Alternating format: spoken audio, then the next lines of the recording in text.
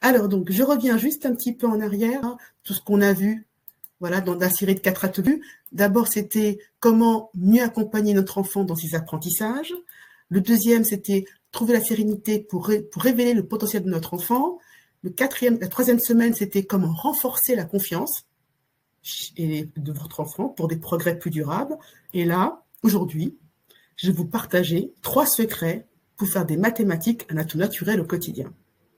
Je suis sûre que vous allez apprendre plein de choses. Alors, qui je suis? Alors, je suis Dorval Nana. Je suis la créatrice du blog La Baguette Maths et Magique qui aide les parents à libérer le potentiel en mathématiques de leur enfant. Et j'ai également une chaîne YouTube, un compte Instagram et une page Facebook à ce nom. Alors, quels sont mes accomplissements, hein? C'est vraiment pas pour me vanter, c'est plus pour répondre à cette question que vous vous posez sans doute, c'est, autrement dit, pourquoi devriez-vous m'écouter, hein? Eh bien, je suis ingénieur, diplômé d'École centrale de Paris. J'ai fait des études scientifiques de mathématiques appliquées à Jussieu. Les maths appliquées, c'est quoi pour moi? En fait, ce sont des maths dans la vie de tous les jours, hein. C'est des maths pour faire des ponts, des avions, de la mobilité du futur, c'est-à-dire des voitures autonomes qui bientôt rouleront toutes seules, sans chauffeur. Et j'étais jusqu'à l'année passée, je donnais des cours de mathématiques à des collégiens et j'ai encadré des mamans pour qu'elles aident leurs enfants en mathématiques. Voilà. Alors, je pense que vous savez pourquoi ce blog. Bon, je vais dire, voilà, c'est grâce à mon papa qui un jour, parce que j'étais perdue alors que j'avais 13 ans, et donc je mélangeais les X et les Y, et il est rentré très tard, il était expert comptable, il a vu que j'étais très confuse, et il m'a dit simplement, imagine que X ce sont des fraises, et Y ce sont des choux de Bruxelles, que je n'aime pas du tout, vraiment encore aujourd'hui, mais tu ne veux quand même pas les mélanger. Eh bien, tu les sépares. Voilà. Ça m'a tellement amusé, cette image, que j'ai trouvé les maths tout à coup très concrètes. Elles n'étaient plus abstraites du tout. Et elles m'ont vraiment fait sourire. Donc, du coup, voilà, j'ai continué à faire des mathématiques. Et en fait, ce moment-là, j'ai réalisé beaucoup plus tard qu'il avait été un tournant, un moment déterminant pour moi de voir que les maths, elles peuvent s'inventer de manière très concrète et autrement. Voilà. Voilà, donc ce déclic, il est rare, hein, dans une classe surchargée avec 30-35 élèves. Mais vous, en tant que parent, vous avez un pouvoir unique, c'est que vous connaissez votre enfant mieux que quiconque. Et c'est pour ça qu'ensemble, on va pouvoir créer ce moment, ce déclic qui changera tout. Voilà, c'est mon souhait. Alors, un petit récap pour ceux qui n'ont pas pu assister. La première semaine, qu'est-ce qu'on a vu? On a vu comment identifier le profil d'apprentissage de son enfant. Donc, nous avons répondu à des questions comme pourquoi il ne comprend pas alors que j'essaie de tout lui expliquer. On a vu en fait que ça dépendait beaucoup du site d'apprentissage, d'accord? Et que c'est une clé essentielle pour lui pour comprendre comment il fonctionne, hein, déjà, adapter vos explications et l'aider à avancer, à progresser. Alors pour ça, vous vous rappelez du hibou? Le hibou, c'est le profil du visionnaire. Il voit loin avec ses grands yeux, très très loin. Et pour cet enfant hibou, il faut lui expliquer pourquoi. Pourquoi on fait ça dans le quotidien, où ça existe. Sinon, il ne comprend rien du tout. Voilà. Non, il ne vous suit pas. Et le conseil, c'est qu'il faut lui trouver trois choses dont que le concept mathématique peut expliquer dans la vraie vie. Il faut lui montrer concrètement à quoi c'est utile dans la vraie vie. Sinon, il ne vous suit pas. D'accord? On a vu ça, le gros hibou avec les grands yeux, qui voit loin et qui voit à côté. Hein, vraiment, c'est pourquoi on fait ça dans la vie.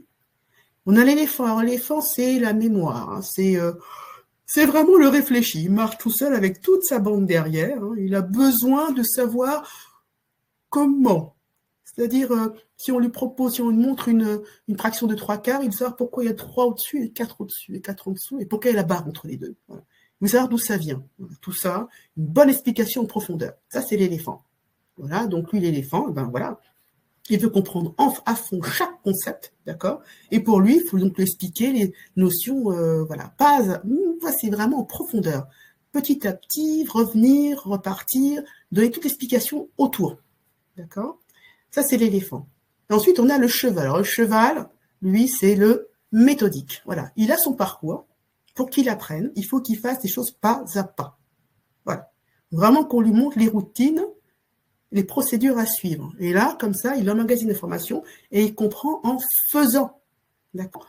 Il lui faut des routines, vraiment des structures pas à pas, progressives, détaillées, des tutoriels, d'accord. Et il faut lui créer un plan d'études en 3 étapes, qui va répéter, et ainsi il va assimiler le concept.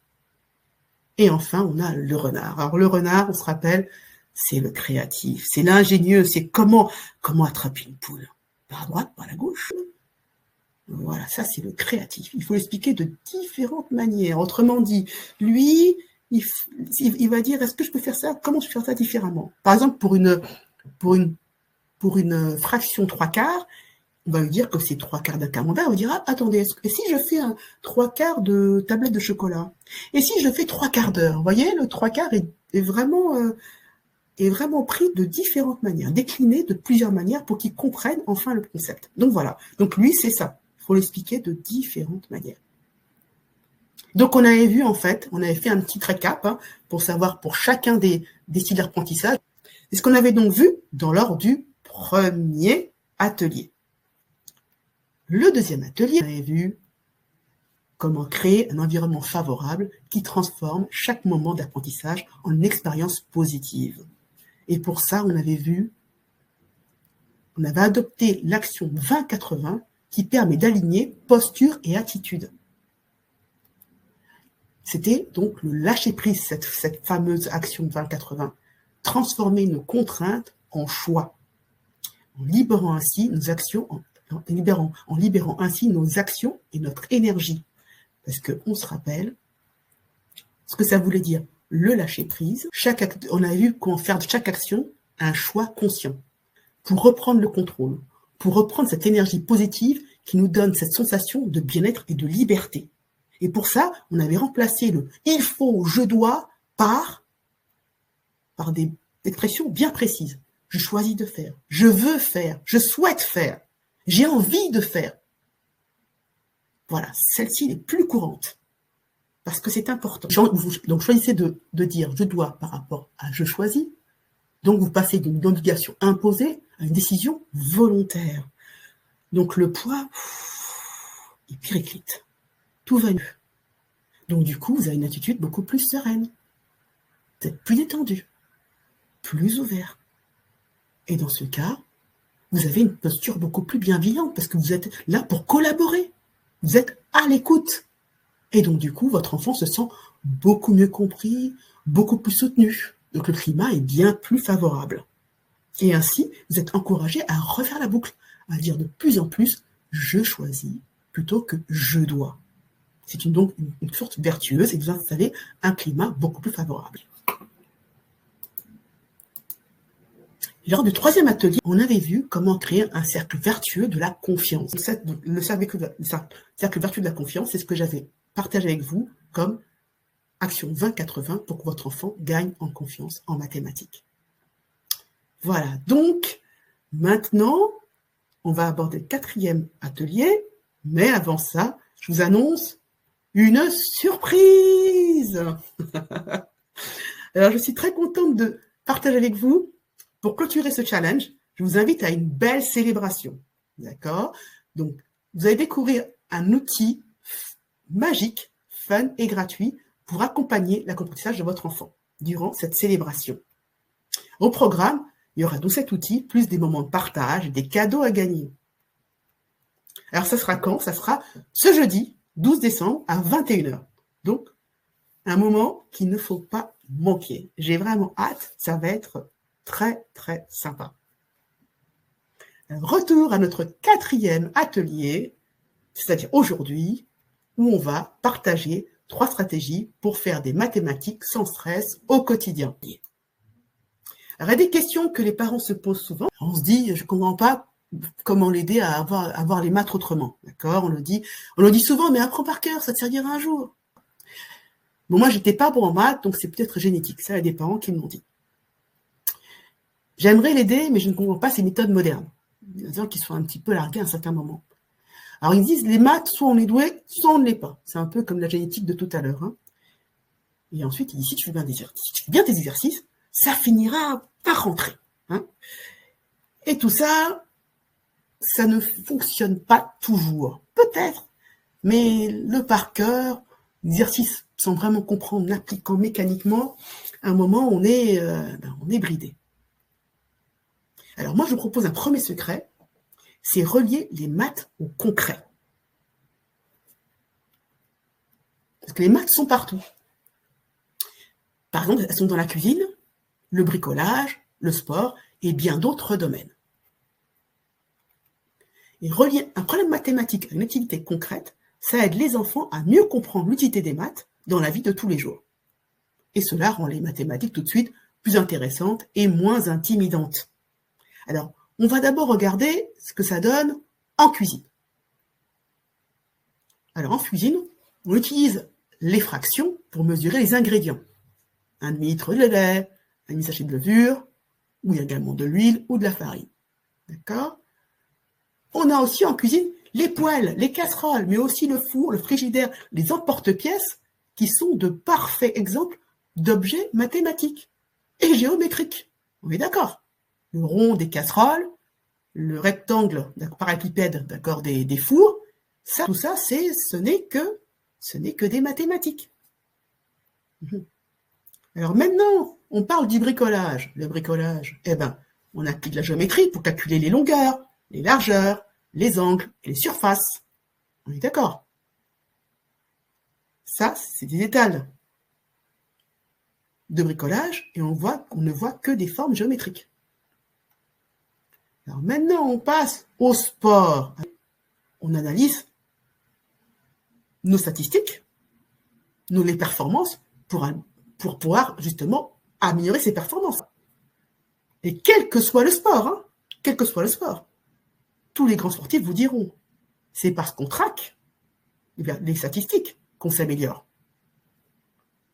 C'est parce qu'on mesure. Justement, ça va me permettre de vous partager mon expérience avec Lynn. Alors Lynn, elle est en 4e. Elle ne comprend pas l'intérêt des équations. Elle me dit, ça ne rentre pas. Un jour, elle s'exclame frustrée, et puis les X et les Y, ça ne sert à rien dans la vraie vie. Vous allez me dire, ça me rappelle quelque chose. Et pour l'aider, une idée me vient à l'esprit. Le cinéma, qu'elle adore. Disons que tu vas au cinéma, ce week-end avec tes copains. Les billets coûtent 9 € et chacun veut aussi un paquet de popcorn à 5 €. Si vous êtes 4, combien ça va vous coûter en tout? Elle fait le calcul à la main. 57 €. Très bien. Et maintenant, je lui montre comment ça s'écrit en équation. Le coût total du ciné, c'est 9 fois X plus 5 fois Y fois X, avec X qui est le nombre de personnes. Et là, je pousse l'exemple un peu plus loin. Je lui dis, et si vous êtes 10 personnes? Elle calcule, 140 €, encore bon. 15 personnes. À cette fois-ci, elle le fait avec la formule. Elle pose 9 fois 15 plus 5 fois 15 et trouve 210. C'est bien ça. Et là, elle réalise alors qu'elle peut savoir le coût de sa sortie cinéma immédiatement pour n'importe quel nombre grâce à une seule formule, une seule équation. Et puis à la fin de la séance, elle s'arrête et me dit, en fait, c'est juste une autre manière de faire, mais ça va plus vite. Sa réflexion m'a fait plaisir. Elle a compris qu'une équation n'est pas qu'un exercice scolaire, mais un outil pratique.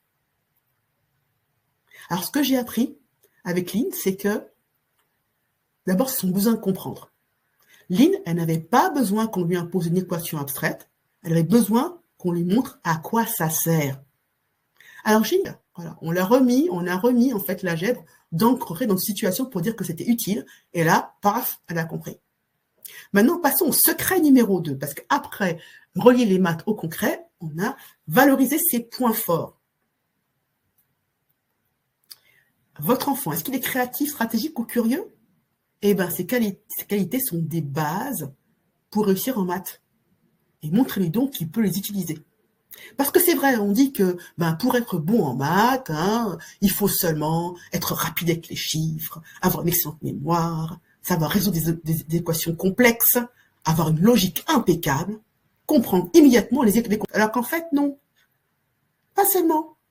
Il faut aussi être curieux, vouloir comprendre et poser des questions. Il faut être également persévérant, ne pas abandonner face aux difficultés. Il faut également avoir de la rigueur, vérifier, tester et être précis. Il faut être également créatif, trouver plusieurs approches différentes pour résoudre un problème. Et il faut avoir confiance, c'est-à-dire que malgré, surtout après des erreurs, il faut croire en ses capacités pour continuer. Et cela, je l'ai vraiment conceptualisé et compris grâce à Dorothée. Alors Dorothée, elle est en 5e et elle aime bien les maths, mais ce sentiment ne semble pas être réciproque. Hein. Parce qu'en fait, dès qu'elle commence à comprendre quelque chose, elle est déjà passée à autre chose. Donc elle est vraiment perdue. Elle fait souvent des erreurs et pense qu'elle n'a pas les qualités pour être bonne en mathématiques. Et du coup, elle doute d'elle-même. Et puis un jour, je lui demande de tracer un triangle isocèle, avec 2 côtés de même longueur. Hein. Dire qu'elle ajoute une médiane et une imitatrice, et j'explique que c'est pas la peine, parce que ces deux droites sont exactement les mêmes dans un triangle isocèle. Mais, comme souvent, Dorothée préfère vérifier par elle-même. Voilà un triangle isocèle, 2 côtés égaux, vous voyez, les 2 côtés égaux, et la médiane, qui est exactement la médiatrice. C'est une règle en géométrie, dans un triangle isocèle, le 3e côté, qui n'est pas égal aux 2 autres, hein, la médiane est égale à la médiatrice. C'est la règle mathématique. Mais, comme souvent, Dorothée préfère vérifier par elle-même. Et je dois vous avouer que c'est une habitude qui est parfois frustrante pour moi, car c'est fréquent qu'elle mette ma parole en doute. Et puis, je sais pas, là, je réalise tout à coup que, waouh! En fait, finalement, ce n'est pas de l'entêtement. C'est une vraie qualité. Alors, je lui dis, en fait, ce que tu fais, Dorothée, c'est une vraie qualité, hein. Vérifier, tester, vouloir être sûr, c'est ce que font les mathématiciens. Et puis en plus, tu n'abandonnes jamais. Et je dis, continue comme ça, c'est super. Alors elle rougit un peu, mais je vois qu'elle est touchée. Alors ce que ça m'a appris, que les enfants ont besoin qu'on leur reflète leur qualité. Et parfois, même pour nous, hein, il faut un regard extérieur pour les découvrir et les apprécier. Et Dorothée ne voyait pas que sa rigueur et sa persévérance étaient des atouts. En lui faisant remarquer, j'ai seulement ouvert une porte pour qu'elle commence à les reconnaître elle-même. Et bien sûr, cerise sur le gâteau, gagner en confiance. Alors on a vu, relier les mathématiques au concret. On a vu le second secret, valoriser leurs points forts. Maintenant, c'est comment rendre les maths ludiques. Oui, vous pouvez le faire. Faire des maths un moment fun, et pas une corvée. Parce que des parents ont osé. Hein. Ils ont osé dire que course pour plus pourcentage, par exemple, trouver la remise la plus rapide. Ils ont lié temps et addition. Chaque bonne réponse ajoute du temps de jeu de vidéo. Ah oui, là, vous les motivez, je vous dis tout de suite. Hein. Cuisine et fraction, comment on double ou on divise les quantités pour un gâteau au chocolat. Parce qu'on invite des copains. Ça motive aussi. Hein. Alors, avec un peu de créativité, les maths, ça devient tout de suite moins de stress et plus de motivation. Et j'ai un papa, d'ailleurs, qui me l'a prouvé. Ce papa, il s'appelle Charles. Charles, c'est un papa très impliqué dans la vie de son fils Yann, qui a 12 ans. Bien que Yann ait des facilités, mais Yann, il procrastine. Il a du mal à retenir ses tables de multiplication, qui sont sa bête noire. Charles, il a plutôt été bon en maths, hein. Il essaie quand même de trouver des stratégies pour intéresser son enfant davantage.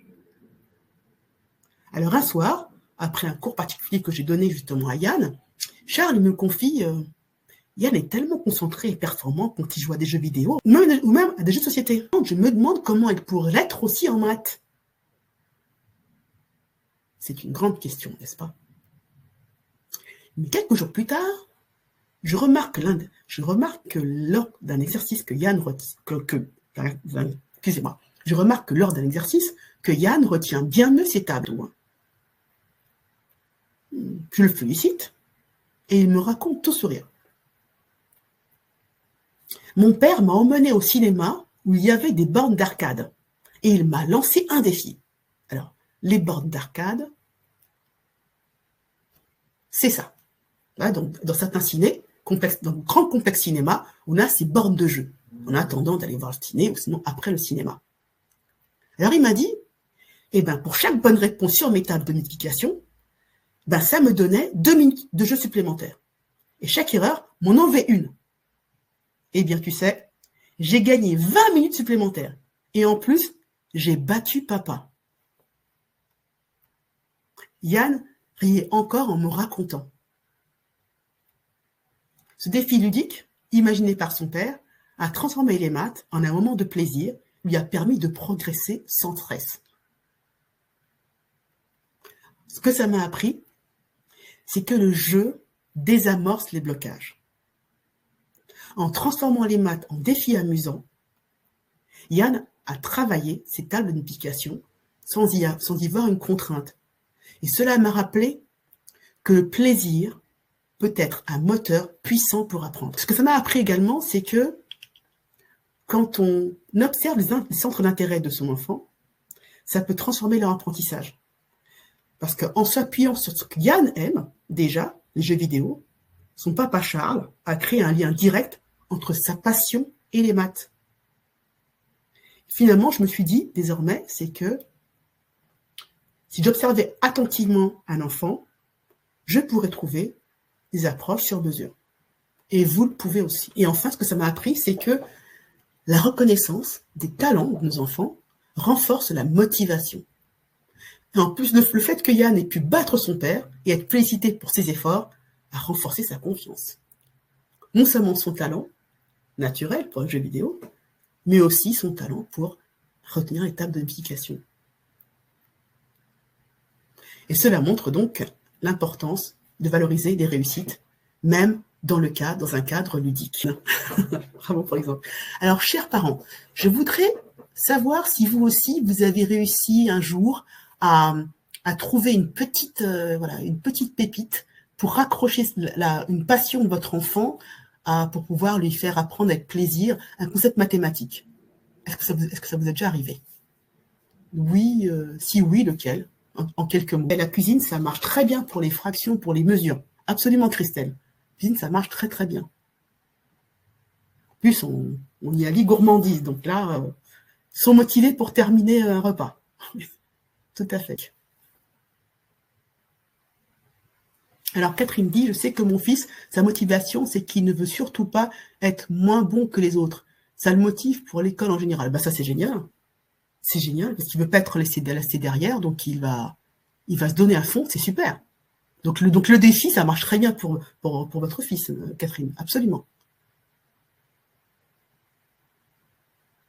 Ah, alors Christelle qui dit, oui, ça me donne des idées, faire des calculs de géométrie avec des obstacles d'équitation. Ouais, génial, absolument. Si vraiment votre enfant est fan d'équitation, ça va vraiment le booster. Et la danse, la danse, ça marche très bien. Il faut savoir compter pour faire de la danse, en rythme. Voilà, voyons ensemble concrètement comment faire des maths sans stress. Alors, donc, on va utiliser justement, je vous dis, un cahier de reconnaissance qu'on va suivre en 4 étapes. Pour ça, je vous propose de télécharger le cahier de reconnaissance qu'on va vous poster dans le... Alors, dites-moi quand vous l'avez téléchargé, si tout va bien. On va voir comment on va utiliser justement ce cahier. Alors, parce que pour expliquer comment ça se passe, vous allez d'abord choisir une activité, une tâche. Prenez une tâche simple. Voilà, par exemple, Mathieu, il a 8 ans, il adore assembler les puzzles de 500 pièces. C'est son truc, il est bon. Et vous allez identifier son point fort. Pour Mathieu, il vérifie chaque pièce, il ne se décourage pas. Même si ça prend du temps, il est vraiment persévérant. Et là, vous allez relier avec les maths. Vous allez montrer le lien entre son atout naturel et ses compétences et les compétences en mathématiques. Là, il est rigoureux, il est patient. C'est exactement ce qu'il faut pour résoudre des problèmes en maths. D'accord? Et là, vous allez vraiment le féliciter, l'encourager. Vous lui dites bravo, finalement, tu as tout d'un grand mathématicien. Et ce qu'il faut être rigoureux, il faut être patient. Je vous donne un autre exemple. Vous avez Léa qui adore les Legos. Elle peut vraiment y passer des heures. Son point fort, vous dites, Léa est capable de démonter et remonter une structure jusqu'à ce que ça lui plaise. Vous allez donc relier ça aux mathématiques. Elle est patiente et elle a l'imagination. C'est comme en maths. Comprendre les formes, tester des idées, trouver des solutions, c'est exactement ce qu'il faut pour être bon en mathématiques. Et là, vous valorisez ses efforts. Vous dites, waouh, bravo, tu as carrément les qualités d'un ingénieur. Hein. Tu es patiente, logique et créative. Je vous donne un troisième exemple. Cette fois-ci, on a Mathieu, 14 ans, qui est fan de basket. Hein. Il adore analyser les stats des matchs pour progresser, que ce soit à la télé ou même pour ses propres matchs. C'est un vrai fan de basket. Alors, c'est quoi son point fort? En fait, il analyse les scores, les passes, les tirs, pour repérer les forces et les faiblesses de l'équipe. C'est son dada. Comment vous reliez ça aux mathématiques? Analyser des stats? En fait, c'est faire des maths. Hein.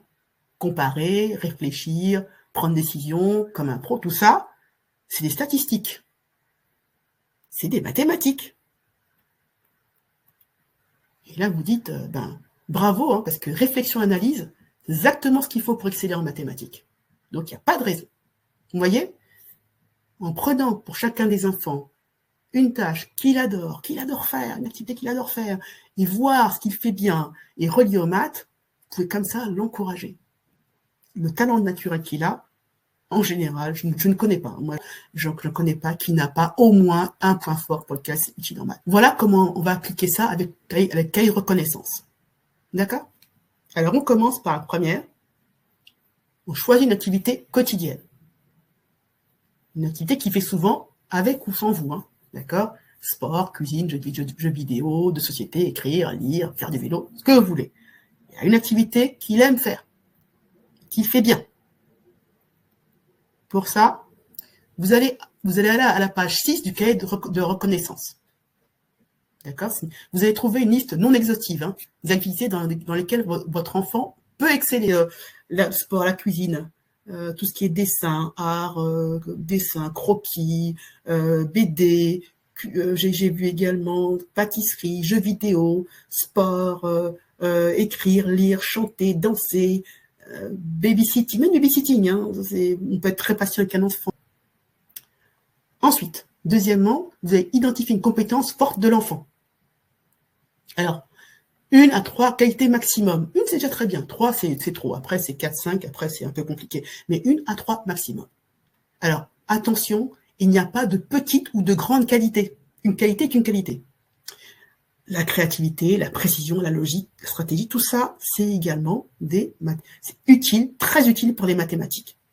Alors, justement, vous allez aller en page 8 et 9 du cahier de reconnaissance.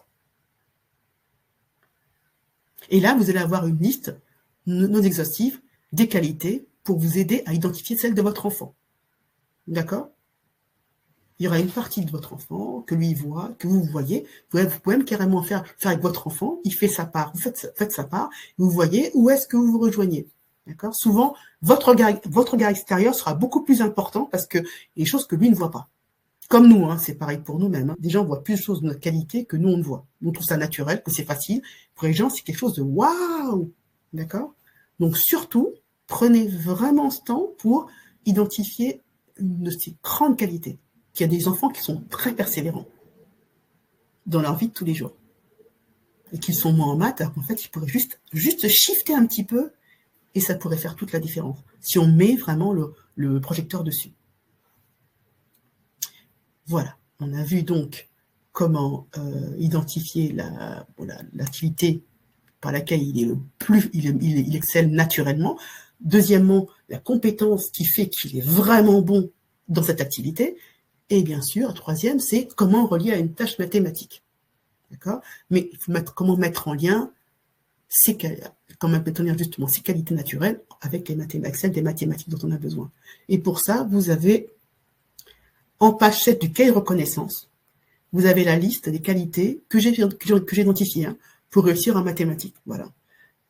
C'est-à-dire autre que voilà, celles qui sont basiques, et c'est apprendre de ses erreurs. C'est une très très grosse qualité. Hein. Très très grosse qualité. Ne pas abandonner, se dire qu'on n'a pas compris à revenir, c'est une très grosse qualité. Poser des questions. Oser poser des questions. J'ai même dit oser poser des questions, mais dans une classe, quelqu'un qui lève la main pour poser la question, c'est... D'accord. On a tous été à l'école. Et je mets au défi ceux qui ont osé toujours se lever la main pour poser des questions, même quand ils n'ont pas compris. Je dois me mettre également dans ce genre de personnes. D'accord. Ça demande beaucoup de courage. Donc, c'est une très, très grosse qualité. Imaginez des solutions différentes. Savoir se concentrer sur une tâche avant de passer à l'autre. C'est très, très, très fort. D'accord. Trouver des raccourcis efficaces. Être curieux. Donc, tout ça, vous avez justement toutes ces compétences qui sont expliquées, voilà, en page 7 du cahier de reconnaissance. Et ensuite, féliciter l'effort. Donc, utilisez justement des phrases positives à votre enfant pour le valoriser. Parce qu'il y a des phrases qu'on dit, mais on dit, bon, c'est très bien, mais bon, voilà. Mais c'était facile.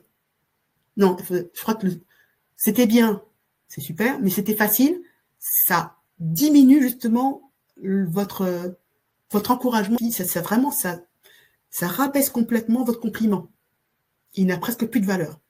Donc justement, c'est pour ça que je vous ai fait en page 5 du cahier de reconnaissance une liste de toutes les phrases positives qui ont vraiment le boosté pour encourager et booster votre enfant. D'accord? Parce que par exemple, on va vouloir dire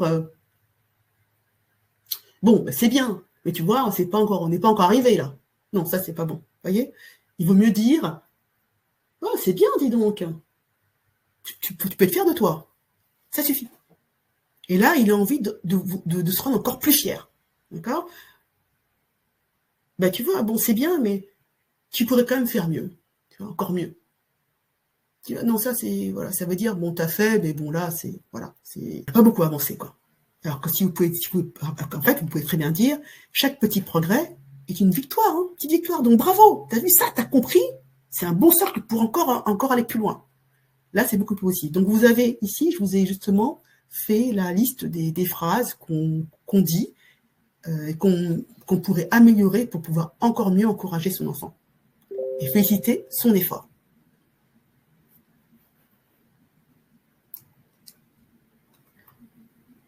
Alors, Laura qui dit, on apprend à être meilleur soutien de son enfant pour le valoriser et l'encourager. Absolument. C'est vraiment ça qui est important, Laura. Ce qu'on se rend compte justement dans cet atelier, que le fait qu'on installe un environnement bienveillant, qu'on a une autre attitude, ben on accueille plus facilement les émotions et difficultés de notre enfant. Il ose plus nous parler, parce que souvent on a un petit peu honte. J'ai pas envie de dire qu'il y a 3 semaines, j'ai déjà pas compris. Alors que si justement on lâche prise, ben l'enfant il se confie. Et après, c'est plus facile pour lui d'avancer. Et en plus, quand on reconnaît ses qualités intrinsèques, et qu'on dit, bah tu vois, t'as ces qualités-là, ça, vraiment, c'est utile pour faire des maths. C'est intéressant, Christelle, parce que je serais intéressée jeudi que tu nous partages quelle qualité tu as identifiée chez ta fille qui aime justement la danse pour pouvoir la déporter sur les maths. J'attends ça parce que on fait beaucoup de maths en danse. Hein. Rien que les formations et les comptes. Ah ouais, hein, on en fait beaucoup sans se rendre compte. En musique d'ailleurs, il y a beaucoup de maths en musique. Hein, beaucoup de maths. Alors, est-ce que vous avez regardé le cahier de reconnaissance? Vous avez vu les différentes pages? Alors, j'ai également ajouté tout ce qu'on a fait la semaine 3 avec tout ce qui se passait pour le cercle vertueux de la confiance. Vous verrez les premières pages, c'est ça. On revient à ça. Avec les phrases qu'il est préférable de dire plutôt que d'autres, que vous savez, un impact sur la communication que vous avez avec votre enfant pour des choses très précises. Voilà. Et également, le rappel du cercle vertueux de la connaissance. Oh, et puis en plus, surtout, est-ce que vous pouvez dès maintenant remplir le questionnaire? Est-ce que comme ça, je pourrais vous aider encore plus pour la célébration? Je saurai sur quoi mettre le focus, vous aurez poser plein de questions, mais j'aurai au moins déjà quelques réponses à vous apporter pour aller encore plus loin. Donc voilà, ça vous prendra que quelques minutes, hein, de très courtes réponses. Et c'est vrai, ce que je reviens sur une qualité qu'a dit Catherine, savoir aider les autres, on comprend mieux ce qu'on explique en fait. C'est vrai que, absolument, c'est-à-dire que dans le triangle d'apprentissage, il y a donc plusieurs niveaux de compréhension d'un cours.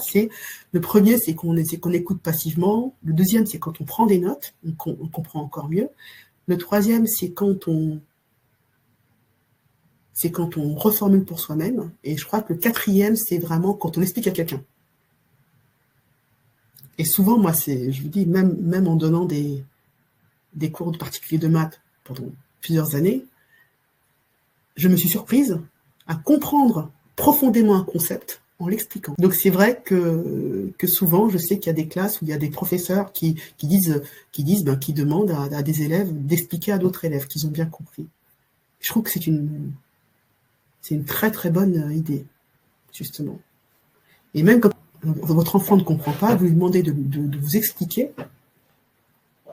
Soit il a compris, dans ce cas-là, vous dites qu'il a compris. Soit il n'a pas compris, souvent, en parlant lui-même, il se corrige lui-même en disant il comprend qu'il ne comprend pas. Et vous aussi, vous comprenez qu'il ne comprend pas, en fait. C'est-à-dire que c'est une vraie... il devient un peu plus autonome sur sa compréhension, quoi. Vous savez qu'il ne la quitte pas bêtement. Est-ce que ça vous aide, ce que je vous dis? Oh, c'est super. En tout cas, je tenais vraiment à vous remercier pour votre attention, pour votre engagement de super parents mathématiciens. Merci. Bonne soirée à toutes. Merci Laura, merci beaucoup.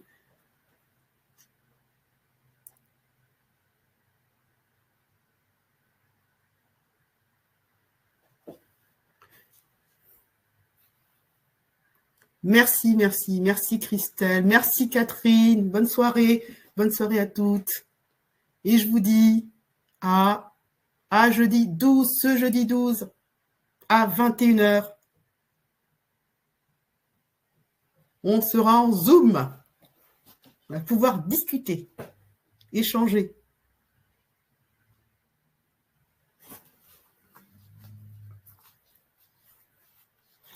Merci Christelle, à jeudi. Et merci Sylvie. Bonne soirée à toutes. Bye.